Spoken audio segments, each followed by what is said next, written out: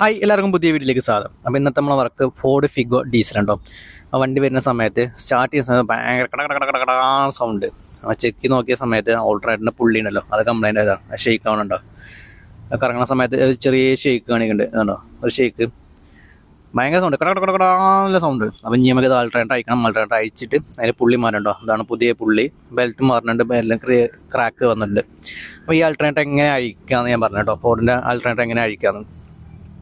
അപ്പോൾ ഞാൻ ഹെഡ്ലൈറ്റ് അയച്ചിട്ടുണ്ട്. ഹെഡ്ലൈറ്റ് അയക്കണം നിർബന്ധമൊന്നുമില്ല, അയക്കണമെന്നുണ്ടെങ്കിൽ അയക്കാം. അപ്പോൾ ഹെഡ്ലൈറ്റ് അയക്കണമെന്നുണ്ടെങ്കിൽ ഈ ബമ്പറിൻ്റെ ഈ സൈഡൊന്ന് മാറ്റി കൊടുക്കാം, എന്നാലേ പുറത്തേക്ക് എടുക്കാൻ പറ്റുള്ളൂ ഹെഡ്ലൈറ്റ്. അപ്പോൾ ഞാൻ കൈയിടാൻ വേണ്ടി സുഖത്തിന് വേണ്ടിയിട്ടാണ് ഹെഡ്ലൈറ്റ് അയച്ചിട്ടില്ല. അല്ലാതെ അയക്കേണ്ടവർക്ക് അയക്കാം, അല്ലാത്തവർക്ക് അയക്കണം കേട്ടോ. പിന്നെ അയക്കണം ബെൽറ്റ് അയക്കണം.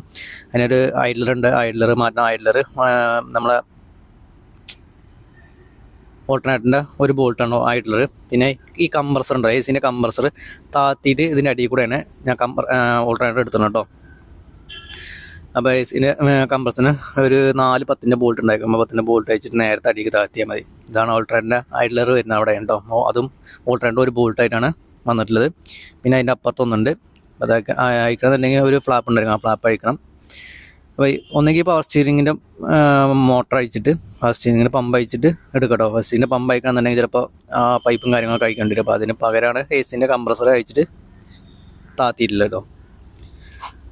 ഇവിടെ ഒരു ബോൾട്ട് ഉണ്ട്, നേരെ അപ്പുറത്തൊരു ബോൾട്ട് ഉണ്ട്. മൊത്തത്തിൽ 4 ബോൾട്ട് കേട്ടോ. പിന്നെ ഓൾട്ടർനേറ്ററിൻ്റെ വയറും കാര്യങ്ങളും സോക്കറ്റും കാര്യങ്ങളും അയക്കണം. അപ്പോൾ ഇവിടെ എല്ലാവരും ബോൾട്ട് അയക്കണമെന്നുണ്ടെങ്കിൽ ഈ ഓയിലിൻ്റെ ലിപ്സ്റ്റിക് ഉണ്ടല്ലോ, അത് ജസ്റ്റ് ഒന്ന് അങ്ങോട്ടൊന്ന് ഇളക്കേണ്ടി വരും. അപ്പോൾ ആ ലിപ്സ്റ്റിക്കിൻ്റെ 8 ബോൾട്ട് ഒന്ന് അയച്ച് മാറ്റിയൊക്കെ ജസ്റ്റ് ഒന്ന് ഇളക്കി വെച്ച് കഴിഞ്ഞാൽ നമുക്ക് അവിടെ കൈയിടാൻ പറ്റും. അല്ലാന്നുണ്ടെങ്കിൽ കൈയിടാൻ പറ്റില്ല കേട്ടോ, ഒരു ബോൾട്ട് അയക്കണമെന്നുണ്ടെങ്കിൽ.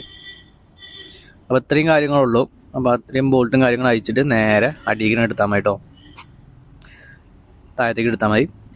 അപ്പോൾ നമ്മൾ ഓൾട്ടർനേറ്റർ അയച്ചിട്ടുണ്ട്.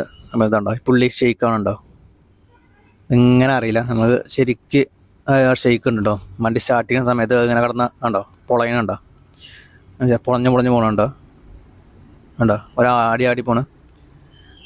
അപ്പോൾ ഇനി പുള്ളി അയക്കണമെന്നുണ്ടെങ്കിൽ മില്ലിങ് ബോക്സ് ഉണ്ട്. മില്ലിങ് ബോക്സ് വെച്ചിട്ട് ഗണ്ണിന് വെച്ചിട്ട് ഒറ്റ അടി എടുക്കുക.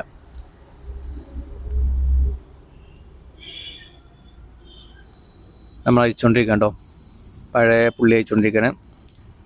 ഗണ്ണുണ്ടെങ്കിൽ പെട്ടെന്ന് ഒറ്റ അടി അടിച്ച് കഴിഞ്ഞാൽ പോരും കേട്ടോ.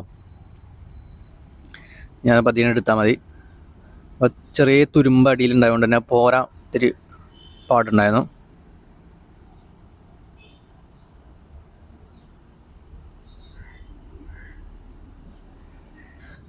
നമ്മൾ പുതിയ പുള്ളി തിരിച്ച് ഫിറ്റ് ചെയ്യാണ്ടോ. ജസ്റ്റ് അവിടെ തുരുമ്പിൻ്റെ അതുണ്ട് കേട്ടോ. അപ്പോൾ അവിടെ റെസ്റ്റോപ്പ് ഒന്ന് അടിച്ച് കൊടുത്തിട്ടുണ്ട്. ഗ്രീസില്ലെങ്കിൽ ഗ്രീസിടാം. അപ്പോൾ റെസ്റ്റോപ്പ് ഒന്ന് അടിച്ചിട്ടുണ്ട്. ഇനി ഇതാ പുതിയ പുള്ളി ഫിറ്റ് ചെയ്യാൻ പോകണ്ടോ. അത് പതിയെ അതിൻ്റെ ഉള്ളിൽ വെച്ചിട്ടൊന്ന് ടൈറ്റ് ചെയ്യുക. എന്നിട്ട് ഗണ്ണിന് തന്നെ അടിച്ചു കൊടുത്താൽ മതി കേട്ടോ.